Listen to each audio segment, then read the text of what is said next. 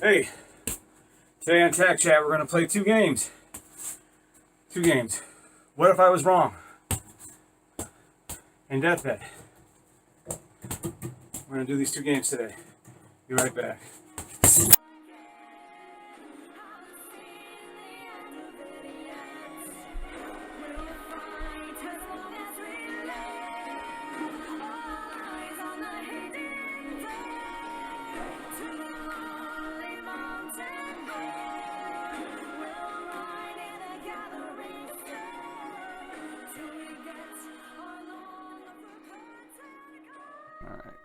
So welcome back. All right, so today I want to talk about a couple games that I like to play, and then I taught students how to do this. And this is in a way for conflict resolution, and it's a way for forward growth for yourself. Because without self-reflection or introspection, there could be no forward growth, and we all need that in our life. We need forward growth. We need to be able to admit when we were wrong.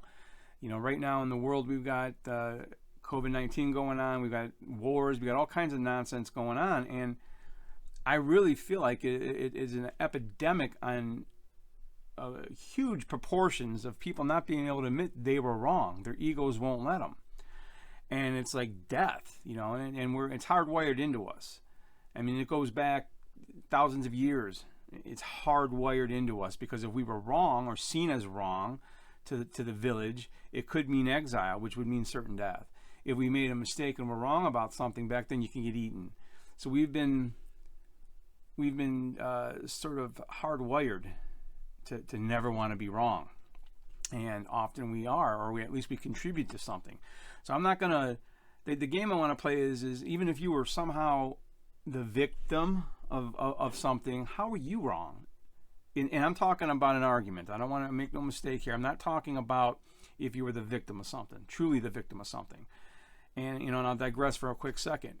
What I've seen in my time is people who are true victims, they're not offended. And how you can tell if you've been the victim of something or someone's been the victim of something, are you offended? Because if all you are is offended, you're not a victim.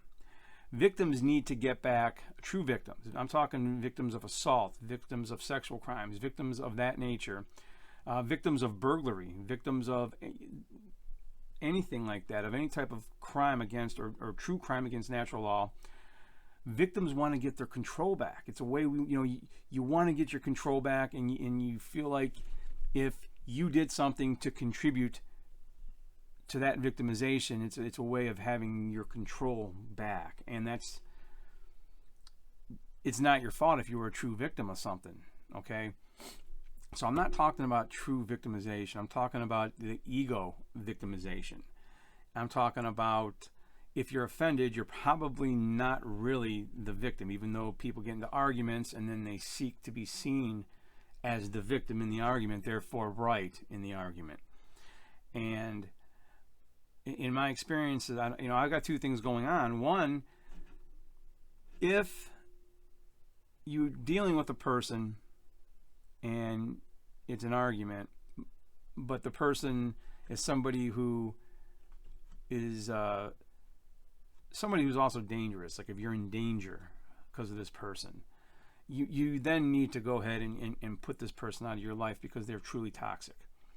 And in one case, what I'm talking about is somebody that I no longer have any contact with, and I'm not going to have this person in my life anymore. And these people end up being in your family, unfortunately, but this is or a lot of times I should say they do.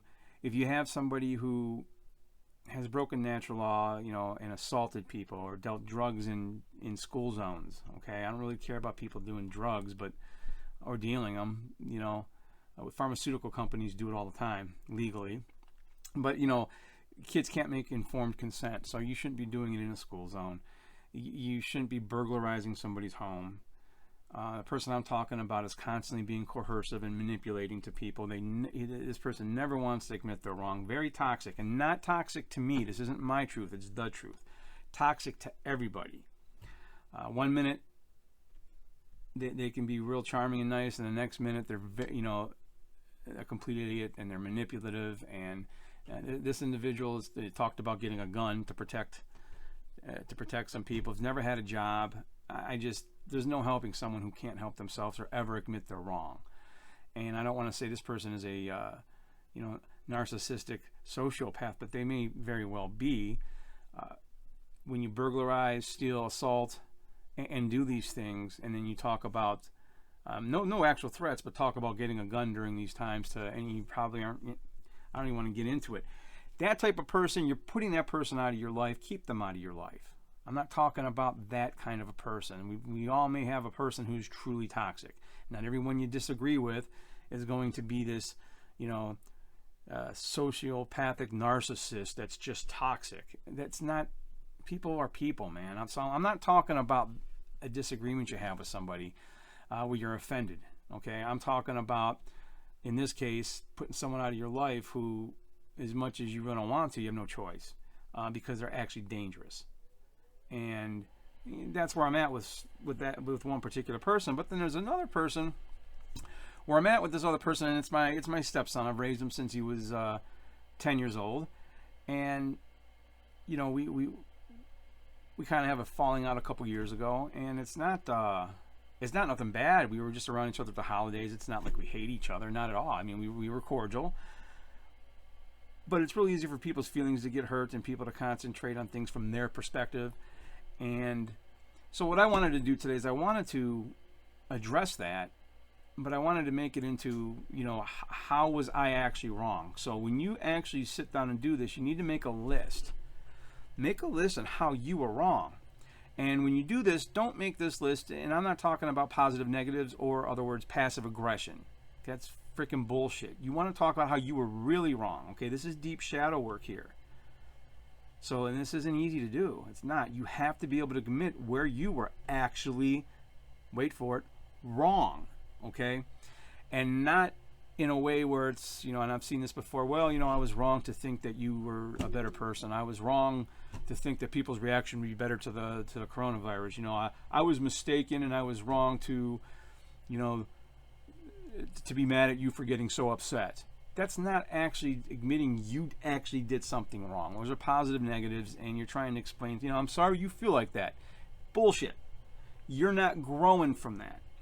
Now, again, you want to sit here when you do this and be honest with yourself. It's deep shadow work.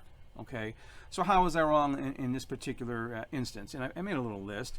I didn't consider his feelings.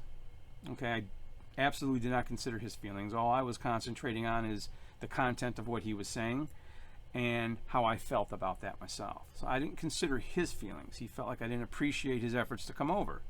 I should have keyed in on a few things, and I didn't. What else here? I was needy at the time. There's no getting around it. I was needy at the time, so I was concentrating on my own stuff, and I was unable to see he had some serious issues going on. And when I reflect on that, that's something I know I was wrong about. Also, I was probably very demanding. Don't forget, probably I was very demanding. So how was that wrong? I was demanding, and he had to deal with that growing up too, because we do that with our kids sometimes to protect them. But I think I was demanding in a way, having had been in the military. I think I gave orders in such a way where it wasn't allowing for autonomy, and he needed that autonomy. I respect him as a man. He jumped into a cage. Anyone who does that is definitely a man to me. How else was I wrong? Not realizing in his teen years that he needed that autonomy, because I think some of that was coming out. I think that's what part of it was, and that's just the think part. But I'm not going to worry about how he was wrong. I'm not giving no background to this. I'm not going to try to give a backdrop and explain this or explain that, because then I'm not actually admitting to anything that I was wrong about. I'm bullheaded sometimes. We all can be. This whole world is like this. That's why we have all the conflicts. So when you do this deep shadow work, you need to and there's two different kinds of shadow work. But when you do this kind, you have to admit where you're wrong. Let them figure out where they're wrong, okay? And hopefully they can. If they can't, that's all right. I reached out to him because of all the stuff going on, and I haven't heard back, which is fine. I mean, we're not on any bad terms. He he's got a natural law right to be left alone. So I'm not going to bother him anymore. But man, I don't know if he'll even ever see this. I'm not putting this out there for him. What I'm talking about now is, how was I wrong? A big part of how I think I was wrong also is there was a period of time throughout his teen years, and he's in his late 20s now, but there was a period of time that I might have accidentally used him as a surrogate spouse. Me and my wife weren't, jiving a whole lot back then, and I got busy with him. Me and him were doing all kinds of stuff. That wasn't giving him his autonomy that he probably needed. And I look back on that, and hey, I could have been wrong on that.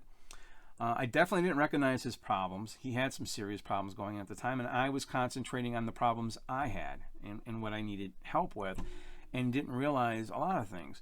So you have to look at where you were wrong, but do not mistake this from the first case I gave you. The first case, I was dealing with something where the person is actually dangerous. I'm not going to even say who they are, but they're dangerous. If you have someone dangerous in your life, okay, who breaks natural law, who does things that hurt people, who is a coercive person, and just toxic to everybody, unless they're helping him, never can admit they're wrong on anything, never worked their whole life, lives off other people, has robbed houses, that's the type of person, no matter how much it hurts you, and we may or may not have that type of person. I have a couple people like that I know. But this is a person that I need to stay away from. So I put this person out of my life. And that's what you need to do with those types of people. They're truly toxic. Not just, oh, he's a sociopathic, blah, blah, blah, because I disagree with him. Half the problems in our world, in my opinion, is world leaders unable to admit they're wrong. And understand this, people. If old rich people cannot admit they're wrong, young people struggling aren't going to be able to admit it. Okay? So you got to decide, is this worth your time or not worth your time? Okay? I'm not smarter than anybody. I'm not wiser than anybody. I teach my students, and I've told my students, man, if I'm any smarter than you, it's only coming from the wisdom gained through making a lot of mistakes. I'm not smarter or more intelligent. I like to teach. I'm glad I haven't dropped any F-bombs. I normally accidentally cuss when I'm teaching or saying something or giving something out. I just felt like I needed to put this out there. The next game that I like to play is deathbed. And that is, if you're on your deathbed, would this matter? And, there were a bunch of palliative care nurses who were interviewed and talked to. And you can search it, do some research. And the number one thing that patients on their deathbed regretted was things they didn't do. Things they didn't do. Most people don't regret what they've done, because if it was bad, they probably made amends for it, or they've put it out of their head. If it was good, they're happy they did it. I'm glad I just took a trip. I'm glad I was out on a boat. There's a lot of things I'm happy about. Most people regret what they didn't do on their deathbed. In this case, I may have regretted not reaching out. So I would say my message here today is just basically this, with all this nonsense going on in the world. Okay? If you've got somebody you beefing with in your family, if there's somebody that, you feel like on your deathbed they may have mattered to you and you wish you would have or if they're on their deathbed, you wish you would have reached out, I would say, reach out. Reach out. Peace.